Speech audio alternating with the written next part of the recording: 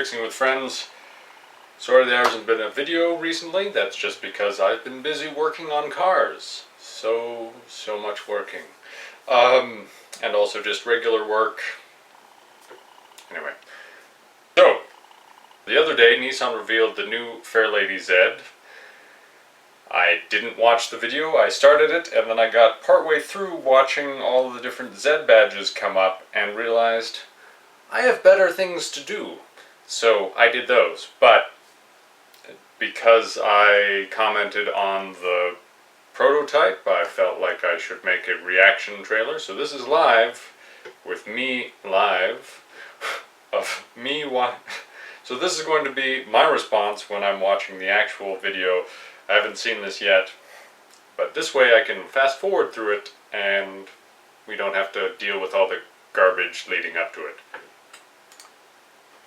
Alright, more badges. See, the problem is there's no audio or anything during this idle time for their live video. If they wanted people to hang out, this was not a good way of doing it.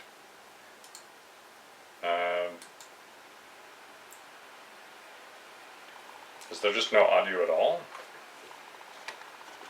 Oh, there is. Now. Okay. Cool. I don't care.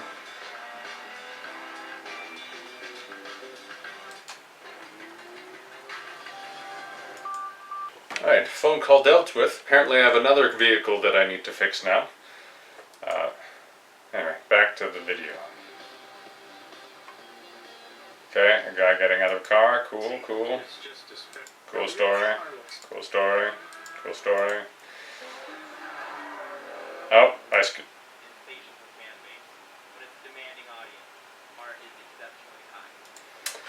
this guy looks a lot like, I should really know his name, but it's been so long since I've thought about this show. This guy looks a lot like, yeah, I didn't even need to look it up. This guy looks a lot like Paul Walker. It's probably not a coincidence. I think he has a brother. And soon you'll meet one of the driving forces behind the new Z, Chief Operating Officer Ashwani Gupta. And now, Gupta. It's a great pleasure That's to introduce not a Japanese name. Okay, that's the prototype.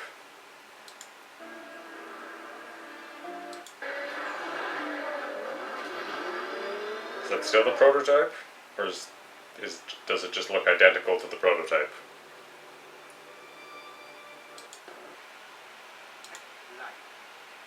Okay, so I'm glad I didn't watch this. It's a very long lead up, and I honestly don't really care that much because this isn't groundbreaking. It's just another car they've been making for a long time. It's not like they made the 280Z and then came back. Should pause. It's not like they made the S30 and then didn't make it at all, and then now, almost 50 years later, made this. But that's not what happened. So, 21 minutes. When you look to the right, you will find a trio. Is a twin turbocharged 3-liter V6. Is that the reveal? They just revealed the car. It looks exactly like the prototype. Did I miss it? for joining us here tonight and around the world. I hope you have a wonderful night. Yeah, I missed it. Okay, so what exactly is different between the prototype and the actual one?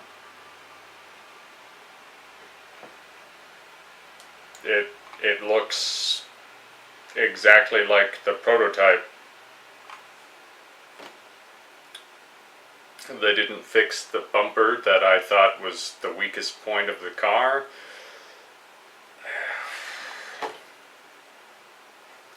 This is pretty unstaggering, really.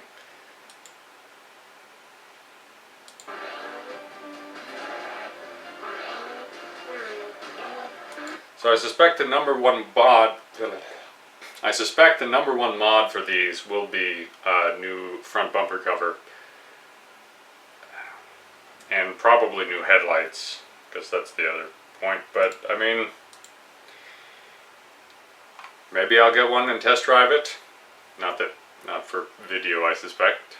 I mean, I could ask the local Nissan dealership. I don't think they would look favorably on that. They just want to sell cars. And people driving them just to see what they're like, they would frown upon. Might test drive one. If it's good, good. I mean, I don't know. Anyway, but yeah. So it's a little underwhelming, a little disappointing. I was expecting to see a little bit more difference between the prototype and the production model, which, to their credit, is a thing that usually people complain about, is that it looks nothing like the prototype. But in this case, you know, a little bit of improvement would have been nice.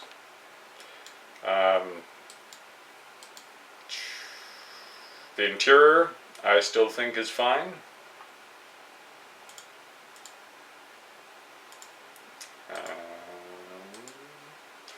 It said something about the performance, and I don't remember where that I just was. can't get the smile off my face. I am so incredibly stoked on this car. It's something that you've been teasing us with for about 12 months, and you totally delivered. This is exactly what we were shown 12 months ago. Yeah, he just said it. Exactly what we were shown 12 months ago. Okay, so why is there another reveal, Nissan? Why didn't you just say, hey, this is the car? Not, this is the prototype, and then this is the car. Just do it once. Do it once. Well, that was a waste of time. Anyway, let's see if I can find some of the performance statistics back in here. Oh, wait. Yeah. 3-liter V6 twin turbo, so also, for the sake of the name, they didn't keep the established nomenclature. So it's not a ZX, it's just a Z.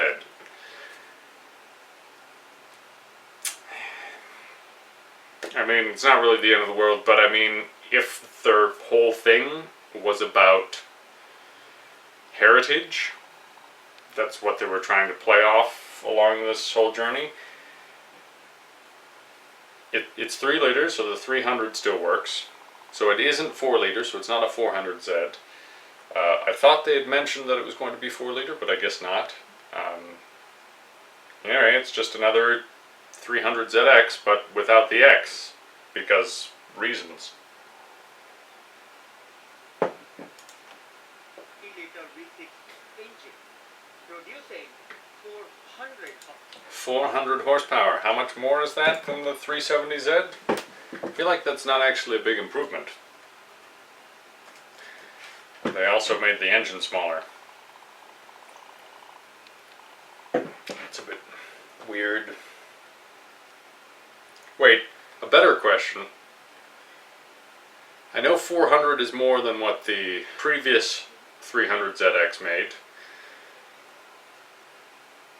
But how much more? 300ZX specs.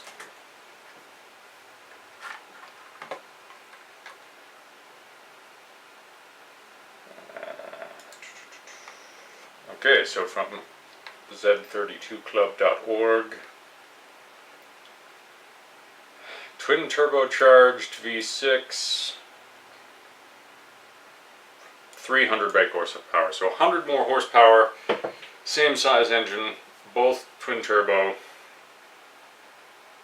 I mean, considering the difference in tuning technology that they have between the 90s when the Z32 was made and the new 300ZX,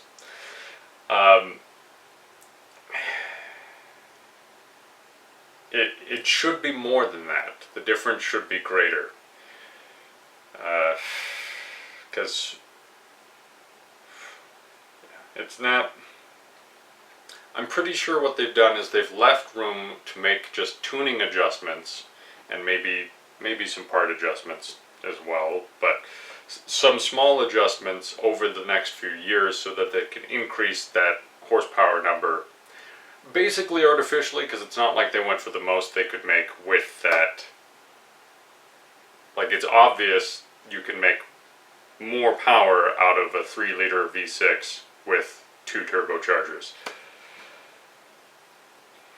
Anyway, so on that front, also, it's not bad.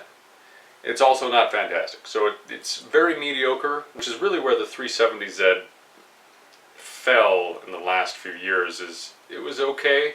It wasn't really inspiring in terms of its positioning.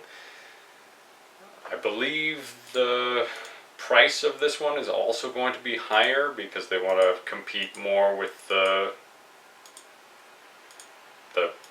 BMW/Toyota Supra.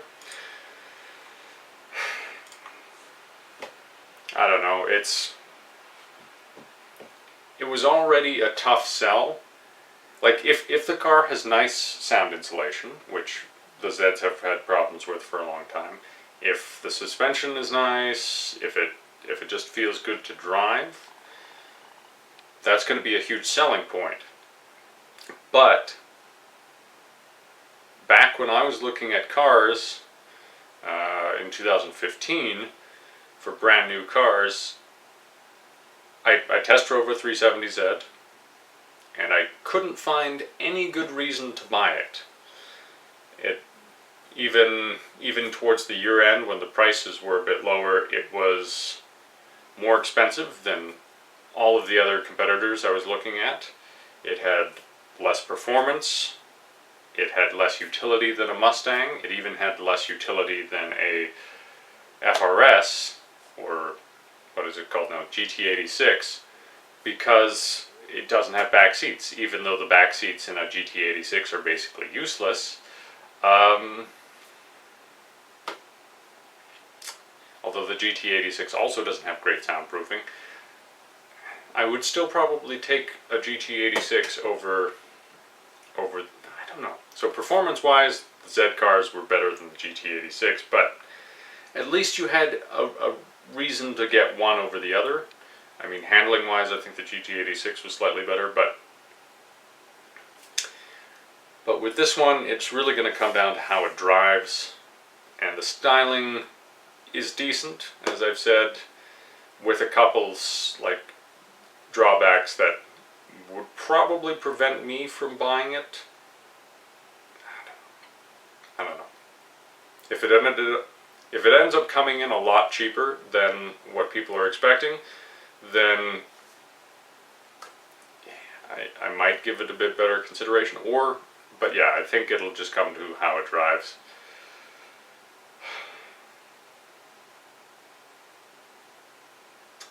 Yep.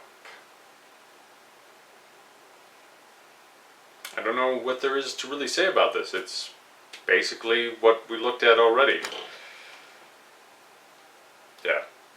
So it's really just the fact that it isn't a 4-liter and it isn't a ZX. It's just a Z. Yeah. So the news is, there is no news. Continue about your day. The world continues to spin. See you next time. I'll try to have an actual video for you.